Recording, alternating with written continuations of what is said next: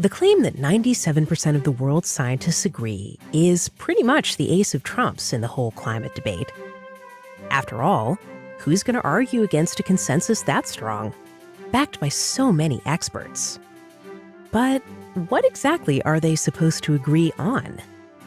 If you look behind the curtain, no one seems sure what the experts actually said, or who they are, or anything.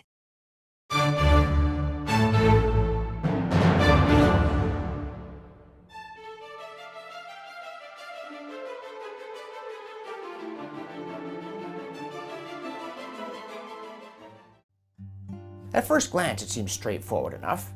In 2013, President Barack Obama famously tweeted that, quote, 97% of scientists agree climate change is real, man-made, and dangerous, end quote. In 2014, his Secretary of State, John Kerry, said 97% of, quote, the world's scientists tell us this is urgent, end quote. And that same year, CNN said, quote, 97% of scientists agree that climate change is happening now, that it's damaging the planet, and that it's man-made, end quote. That's pretty much what most people think when they hear the 97% slogan. Every scientist believes man-made climate change is an urgent crisis. But there are millions of scientists in the world. How many exactly were surveyed? When were they surveyed? Who did it? And what exactly did they agree on? Let's find out. I'm John Robson, and this is a Climate Discussion Nexus fact check on the 97% consensus slogan. To begin with, there are some ideas that pretty much all scientists accept. For instance, that birds are descended from dinosaurs, though that idea was once dismissed as highly eccentric. And when it comes to climate, you don't need a poll to tell you that carbon dioxide is a greenhouse gas, meaning it likely has some overall warming effect. That's been known since the mid-1800s, and if you did do a survey, you would find overwhelming scientific agreement on that point. Also, there are lots of indications that the world is somewhat warmer now than it was in the mid-1800s, the end of a natural cooling period called the Little Ice Age. Finally, virtually nobody disputes that humans have changed the environment of our planet by releasing emissions into the air, changing the land surface, putting things in the water, and so forth. These aren't controversial ideas, and they're accepted even by most climate skeptics. What we don't accept is that any of them prove that humans are the only cause of global warming, or that climate change is a dangerous threat. If 97% of scientists believe that, it would be troubling. Though even so, we'd still have to find some plan whose benefits outweighed its costs. In any event, that level of consensus that the problem was man-made and urgent would certainly be noteworthy. But the thing is, they don't agree on that. A close look at what survey data we have, and there isn't much, tells us, yes, there's a great deal of agreement that CO2 is a greenhouse gas to some degree, that the Earth has warmed in the last 160 years, and that humans affect their surroundings. But that same survey data also tell us there's far less agreement on everything else, including whether we face a crisis. So, where did this 97% claim come from, and why is it so widely repeated? The 97% claim seems to have begun with a historian of science named Naomi Oreskes, who in 2004 claimed she'd looked at 928 articles about climate change in scientific journals, that 75% of them endorsed the consensus view that Earth's climate is being affected by human activities, and that none directly disputed it. By 2006, in Al Gore's An Inconvenient Truth, this finding had somehow morphed into a massive study of every scientific article in a peer-reviewed journal written on global warming for the last 10 years, and they took a big sample of 10%, 928 articles. And you know the number of those that disagreed with the scientific consensus that we're causing global warming and that it's a serious problem? Out of the 928, 0. That was a fib. Gore took a study that found 75% endorsed the idea that humans have some effect on climate and turned it into proof that 100% of scientists believe it's a serious problem. It does no such thing.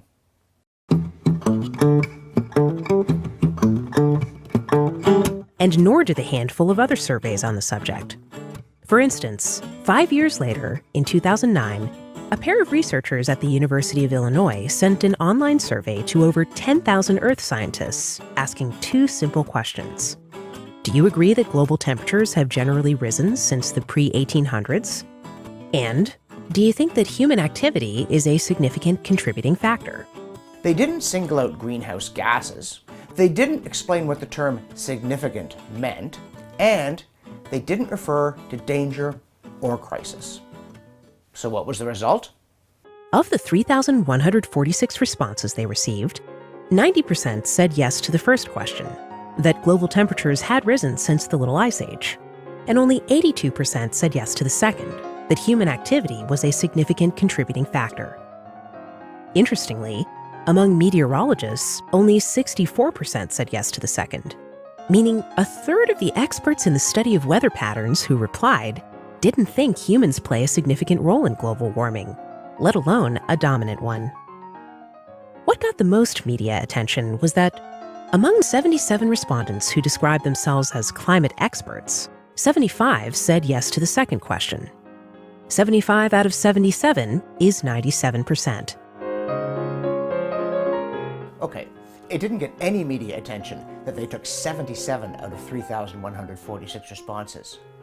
But that's the key statistical trick. They found a 97% consensus among 2% of the survey respondents. And even so, it was only that there'd been some warming since the 1800s, which virtually nobody denies, and that humans are partly responsible. These experts didn't say it was dangerous or urgent because they weren't asked. So far, the claim that 97% of world scientists are saying there's a climate crisis is pure fiction. But wait, you say, there must be more. Yes, there is, but not much.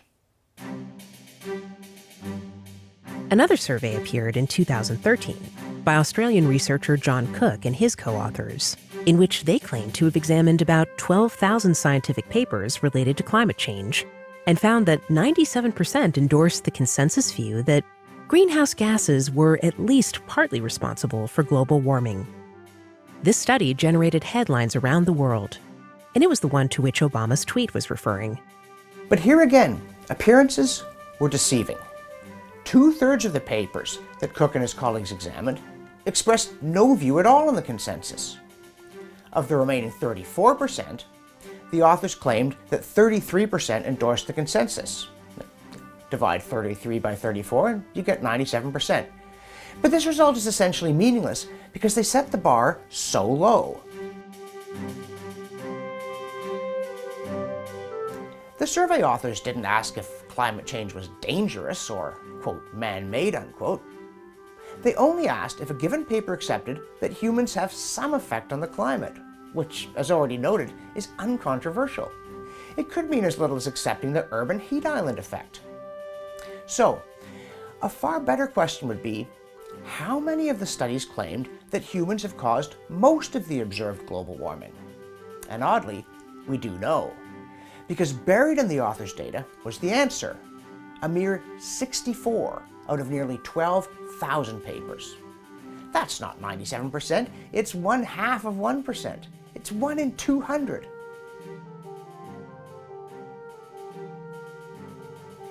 And it gets worse.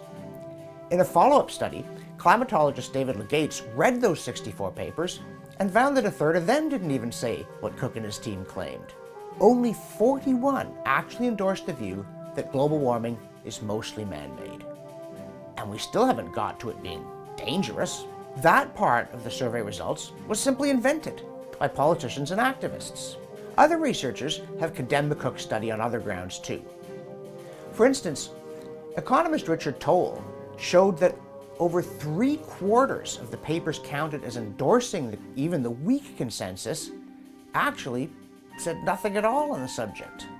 And evidence later emerged that the authors of the paper were drafting press releases about their findings, before they even started doing the research, which indicates an alarming level not of warming or of consensus, but of bias. The reality is that neither this study nor a handful of others like it prove that 97% of scientists believe climate change is mostly man-made, let alone that it's a crisis. And the fact that people who claim to put such stock in settled science accept such obvious statistical hocus pocus is both astounding and disappointing. So, what do climate experts really think?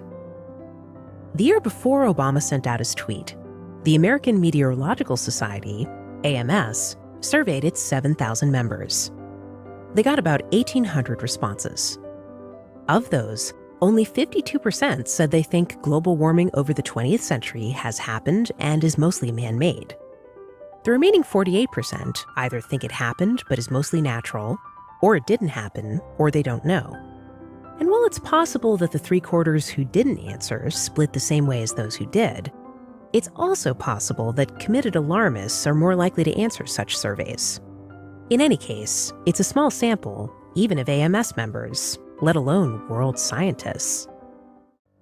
There was one more survey a few years later by the Netherlands Environment Agency that claimed 66% of climate experts believed humans were mostly responsible for warming since 1950, which falls far short of 97%, even if it outperforms the other studies. A social psychologist named José Duarte, who specializes in survey design, published an analysis of that one, pointing out that they diluted the sample by including large numbers of psychologists, philosophers, political scientists, and other non-experts, making their results meaningless as a measure of what scientists think. Just as we find that the people who cite that 97% number are overwhelmingly not trained scientists, certainly not trained statisticians. So we're no further ahead than when we began. Most experts agree on the basics, namely that carbon dioxide is a greenhouse gas and probably causes some warming, and that humans have some impact on climate, probably including some warming. But they actively debate the rest. How much warming will there be? Is it a problem? Should we try to stop it? Or adapt? Or wait and see? These are all important questions, and we need good answers. And there's the claim that many of the world's national science academies, representing hundreds of thousands of scientists across the globe, have issued statements supporting the consensus about global warming and demanding government efforts to cut emissions. The problem is, not a single one of those societies took a survey of their members before issuing their statements in the name of their members. The statements were put out by a small number of activists using their committee positions to make it look as though their views were shared by all the world's experts. But if they are, why didn't these authors survey their members before publishing the statements? There are a couple of other studies that claim to prove a consensus, but they run into the same problems. All they show is wide agreement on the uncontroversial bits. They offer no information about whether a majority of scientists think global warming is a crisis. And then they're spun wildly by non-scientists to tell us things they don't begin to say, often about questions they didn't even attempt to investigate. The problem isn't just that we don't know what percentage of scientists agrees with this or that statement about global warming. It's something much worse. All this talk of a 97% consensus amounts to a dishonest bullying campaign to stifle scientific debate just when we need it most because the question looms so large in public policy. As physicist Richard Feynman once said, quote, "I would rather have questions that can't be answered than answers that can't be questioned." And that's especially true when we're asked to take drastic action based on those answers. Not long ago, that survey expert I mentioned earlier, José Duarte, warned his fellow scientists about the negative consequences of claiming consensus. He said, quote, "It is ill-advised to report a consensus as though it is an aggregation of independent judgments. Humans are an ultra-social species, and dissent is far costlier than assent to a perceived majority. A scientist who contests the prevailing narrative on human-caused warming, or merely produces smaller estimates, will likely end up on a McCarthyite blacklist of, quote, deniers, end quote. Self-described mainstream climate scientists refer the public to such lists, implicitly endorsing the smearing of their colleagues. This is disturbing and unheard of in other sciences, end quote. The unfortunate truth is that there is strong political pressure for climate experts not to question claims of impending doom. Those who do so face steep personal and professional costs, including a barrage of abuse that can be highly unpleasant for people who mostly wanted to devote their lives to the quiet pursuit of knowledge, not to noisy polemics. And that means we should listen carefully to them when they feel compelled to speak out anyway. Whether they represent 50% or 10% or 3% of experts, what matters is the evidence they bring and the quality of their arguments. And on that, I would hope we have 100% agreement. For the Climate Discussion Nexus, I'm John Robson.